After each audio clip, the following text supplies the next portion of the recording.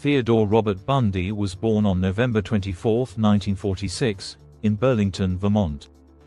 His mother, Eleanor Louise Cowell, was unmarried at the time, a stigma in the conservative 1940s.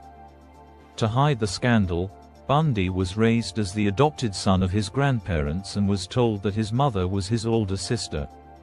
This lie shaped his early years and reportedly left him feeling a sense of betrayal when he eventually learned the truth. Bundy grew up in Tacoma, Washington, after his mother moved there and married Johnny Culpepper Bundy, a military cook. Though Johnny legally adopted Ted, their relationship was reportedly strained.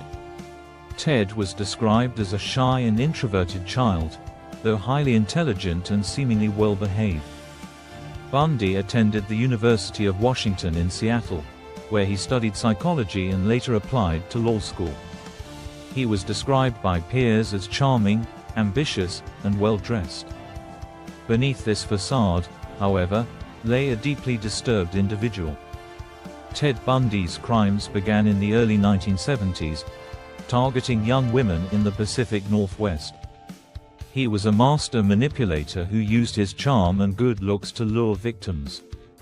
His modus operandi often involved feigning an injury, such as wearing a sling or using crutches, to appear harmless and gain women's trust. Once they approached to help him, he would strike. Bundy's first confirmed murders occurred in 1974. Young women began disappearing from college campuses in Washington and Oregon.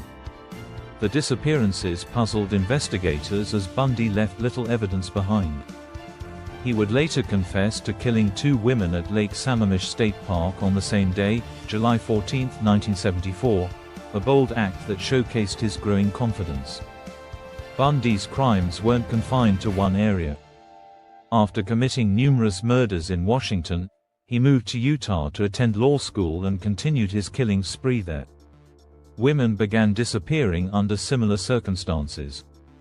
Bundy's ability to cross state lines made it difficult for law enforcement to connect the cases initially, as coordination between states was limited in the 1970s. By 1975, Bundy's name began to surface as a suspect. His distinctive tan Volkswagen Beetle was reported near the locations of several disappearances. Investigators were also tipped off by his girlfriend, Elizabeth Klerpfer, who had grown suspicious of Bundy's odd behavior, such as unexplained absences and the collection of items like crutches and plaster casts. Despite this, authorities lacked sufficient evidence to arrest him. Bundy was first arrested in August 1975 when he was stopped by police in Utah for a traffic violation. A search of his car revealed suspicious items, including handcuffs, a crowbar, and a ski mask. These items were deemed burglary tools, and he was taken into custody. Bundy was eventually linked to the disappearance of a woman named Carol Ronch, who had managed to escape his clutches. In February 1976, he was convicted of her attempted kidnapping and sentenced to prison. However, Bundy's story took an unexpected turn when he escaped from custody, not once but twice. His first escape occurred in June 1977, when he jumped out of a courthouse window while preparing for his defense in Colorado. He was recaptured 6 days later. In December 1977, Bundy escaped again, this time from a jail in Glenwood Springs, Colorado. He had sawed a hole in the ceiling of his cell and crawled into the jailer's apartment before walking out undetected. This escape would lead to his most infamous killing spree. After his escape, Bundy made his way to Florida, where he adopted the alias Chris Hagen. On January 15, 1978, Bundy broke into the Chi Omega sorority house at Florida State University in Tallahassee.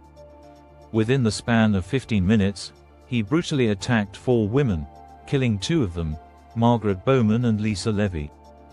2 other women, Karen Chandler and Kathy Kleiner, survived the attack but suffered severe injuries. Bundy's killing rampage didn't stop there. On February 9, 1978, he abducted and murdered 12-year-old Kimberly Leach in Lake City, Florida.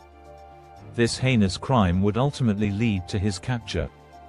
Bundy was arrested for the final time on February 15, 1978, in Pensacola, Florida, after being stopped for driving a stolen vehicle. His trial for the Chiamega murders became a media spectacle, as Bundy acted as his own defense attorney and displayed his charisma in the courtroom. The evidence against him was overwhelming.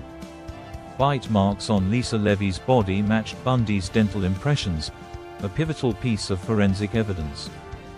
In July 1979, Bundy was found guilty of the Chiamega murders and sentenced to death.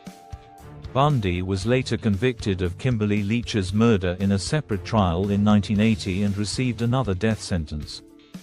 During his time on death row, Bundy gave interviews in which he confessed to killing at least 30 women across 7 states. Many experts believe the actual number of victims could be much higher. Bundy's confessions offered chilling insights into his methods and psyche, but he remained evasive about certain details, leaving some cases unresolved. Bundy married Carol Ann Boone, a former co-worker, during his trial in Florida. She believed in his innocence and even bore his child. However, Boone eventually distanced herself from Bundy before his execution. Ted Bundy was executed in the electric chair at Florida State Prison on January 24, 1989. Crowds gathered outside the prison, cheering and holding signs that read, "Burn, Bundy, burn." His death marked the end of one of America's most terrifying crime sprees, but his legacy lives on as a symbol of evil cloaked in charm. Bundy's case has been the subject of countless books, documentaries, and films, highlighting the duality of his personality, the outwardly charming and intelligent man who harbored a monstrous darkness. His story continues to captivate and horrify audiences, serving as a grim reminder of how appearances can be deceiving.